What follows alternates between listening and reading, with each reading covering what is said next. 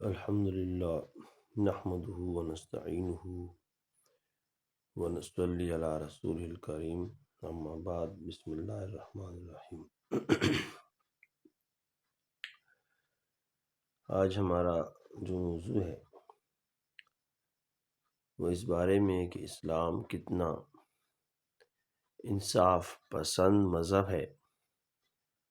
اسلام میں کسی چھوٹا بڑا یا امیر و غریب کی انصاف کے سلسلے میں کوئی تمیز نہیں ہے۔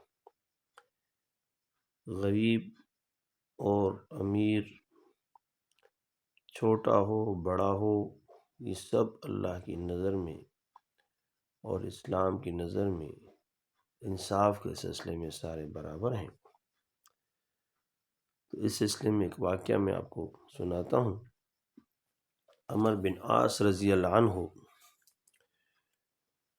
جو کہ مصر کے فاتح بھی ہیں اور مصر کے گورنر بھی تھے، ان کے بیٹے نے ایک غیر مسلم کو اس لیے کوڑے مارے کہ وہ دوڑ میں ان سے آگے نکل گیا اور ان کو شرمندگی ہوئی۔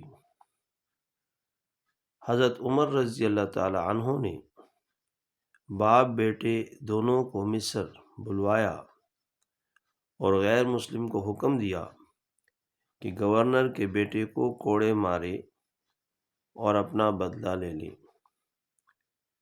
جب وہ قصاص جی بھر کر لے چکا تو کہا کہ گورنر مصر کے بھی کوڑے مارو، لیکن غیر مسلم نے کہا ان کا کوئی قصور نہیں، ان کو کیوں ماروں؟ اس پر حضرت عمر رضی اللہ عنہ نے فرمایا کہ اگر تو ان کو بھی کوڑے مارتا تو ہم میں سے کوئی بھی تم کو نہ روکتا۔ اس کے بعد گورنر مصر کو خطاب کرتے ہوئے کہا کہ تم نے کب سے لوگوں کو غلام سمجھ لیا ہے؟ ان کی ماؤں نے تو ان کو آزاد جانا تھا۔ جواب میں حضرت عمر بن عاص رضی اللہ عنہ نے کہا مجھے اس واقعے کا علم نہیں تھا اور نہ یہ شخص میرے پاس آیا۔ حضرت عمر بن عاص رضی اللہ عنہ گورنر مصر کا طریقہ یہ تھا کہ جب وہ اپنی بیٹھک میں بیٹھتے تو تکیہ لگا کر بیٹھتے تھے۔ ایک صحابی جن کا نام عرفہ تھا، انہوں نے ان سے کہا کہ ہمارے سامنے تکیہ لگا کر نہ بیٹھا کرو،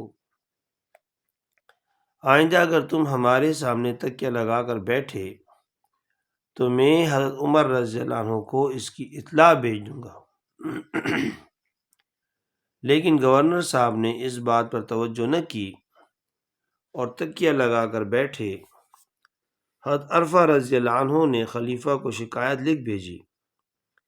وہاں سے حکم نامہ آ گیا کہ لوگوں کی موجودگی میں تکیہ لگا کر مت بیٹھو، ہاں جب اپنے گھر کے اندر جاؤ تو جیسے چاہے بیٹھو۔ ابراہیم نخعی رحمۃ اللہ علیہ کے بقول حضرت عمر رضی اللہ تعالیٰ عنہ نے مردوں کو عورتوں کے ساتھ طواف کرنے سے منع کیا تھا۔ پھر آپ نے دیکھا کہ ایک شخص عورتوں کے ساتھ کھڑا نماز پڑھ رہا ہے۔ آپ نے اسے درہ مارا۔ وہ بولا کہ اگر میں نے جائز کام کیا تو آپ نے مجھ پر ظلم کیا، اور اگر غلط کیا تو آپ نے مجھے تعلیم نہیں دی۔ آپ نے پوچھا کہ کیا تو میرے ہدایات دینے کے موقع پر موجود نہ تھا؟ اس نے نفی میں جواب دیا تو آپ رضی اللہ عنہ نے درہ ڈال دیا اور کہا کہ اپنا قصاص لے لو۔ اس نے کہا کہ آج نہیں لیتا۔ آپ رضی اللہ عنہ نے فرمایا کہ پھر معاف کر دو۔ اس نے کہا کہ نہیں معاف کرتا۔ اگلے روز ملاقات ہوئی تو اس نے دیکھا کہ خلیفہ کا رنگ بدلا ہوا ہے۔ اس پر اس نے کہا کہ آپ رضی اللہ تعالیٰ عنہ نے میری بات کا بہت اثر لیا۔ خلیفہ نے کہا کہ ہاں۔ اس پر اس نے کہا کہ میں نے آپ کو معاف کر دیا۔ خود حضور علیہ الصلوۃ والسلام نے وفات سے پہلے اپنے آپ کو عوام کے سامنے قصاص کے لیے پیش کیا تھا۔ اس وجہ سے شاہ مراد نے قاضی کے سامنے اپنا ہاتھ قصاص میں کٹوانے کے لیے پیش کیا۔ بقول ابن بطوطہ، سلطان محمد تغلق کو ایک لڑکے نے قاضی کے فیصلے کے مطابق قصاص میں 21 چھڑیاں ماریں، حتیٰ کہ اس کی کلاه بھی گر پڑی۔ بعض وزراء کے منہ سے اگر غصے میں کسی کے لیے گدھے کا لفظ نکل گیا تو انہوں نے کہا کہ مجھے بھی قصاص میں تم گدھا کہو۔ عبد الملک جیسے کے دور میں رشوت لینا ممکن نہ تھا۔ حضرت بکر رضی اللہ تعالی عنہ خلیفہ بننے کے بعد بھی محلہ کی لڑکیوں کی بکریوں کا دودھ دو دیا کرتے تھے، سودا لایا کرتے تھے، مجاہدین کی بیویوں کے خط لکھ دیا کرتے تھے۔ حضرت ابو مسلم خولانی رحمۃ اللہ علیہ جب امیر معاویہ رضی اللہ عنہ کے ہاں گئے تو ان کو السلام علیکم اے خدمتگار کہہ کر سلام کیا۔ خلیفہ مامون نے رات کو خود سراہی لا کر اپنے ہاتھ سے قاضی کو پانی پلایا۔ رات کو خادم سو جاتے تو خلیفہ خود اٹھ کر چراغ درست کرتا تھا۔ خلیفہ ہارون نے نابینا عالم کے ہاتھ خود دھلوائے۔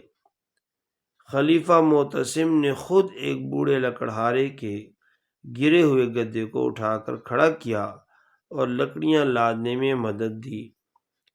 گدھا کیچڑ میں پھسل گیا تھا، خلیفہ کے کپڑے بھی خراب ہو گئے، اس کو 1000 اشرفی بھی دی۔ ایک اچھوت عورت کا بچہ مس ہاتھی کے سامنے آ گیا، عوام سب ڈر کر چھپ گئے۔ بابر بادشاہ نے بالکونی سے چھلانگ لگائی اور بچے کو اٹھا کر بھاگ کر اس کی جان بچائی۔ حضرت ابوبکر صدیق رضی اللہ عنہ نے مرتے وقت وصیت کی کہ جتنی تنخواہ میں نے آج تک لی ہے وہ سب میرے ترکے میں سے بیت المال میں واپس جمع کرا دی جائے۔ حضرت عمر رضی اللہ تعالیٰ عنہ قرض دار فوت ہوئے۔ حضرت عثمان رضی اللہ تعالیٰ عنہ نے کبھی تنخواہ نہ لی۔ ناصر الدین محمود، اورنگزیب، نور الدین زنگی رحمۃ اللہ علیہم وغیرہ نے کبھی بیت المال سے ایک دانہ تک نہیں لیا۔ سلطان صلاح الدین ایوبی سنت کی پیروی میں قلعے کی دیوار کے لیے خود اینٹیں ڈھو ڈھو کر لاتا۔ جب فوت ہوئے تو ترکے میں کفن کے پیسے بھی نہ نکلے، قرض لے کر کفن خریدا گیا۔ یہ ہمارا اسلام کا نظام عدل ہے۔ تو میرے دوستوں اور بھائیوں، غور کی بات یہ ہے، آج ہم دیکھیں حکمران تو حکمران، عوام کا کیا حال ہے۔ دین کی دوری کی وجہ سے آج ہم کس ذلت میں پہنچ گئے ہیں۔ ہر آدمی کو اپنی موت بھول گئی ہے، ہر آدمی اپنے کو کچھ سمجھنے لگا ہے۔ تو ہمارے پاس ہمارے بزرگوں کی اتنی اچھی مثالیں ہیں، ہم ان کی پیروی کر کے صحیح اسلام پر عمل کرنے کی کوشش کیوں نہ کریں۔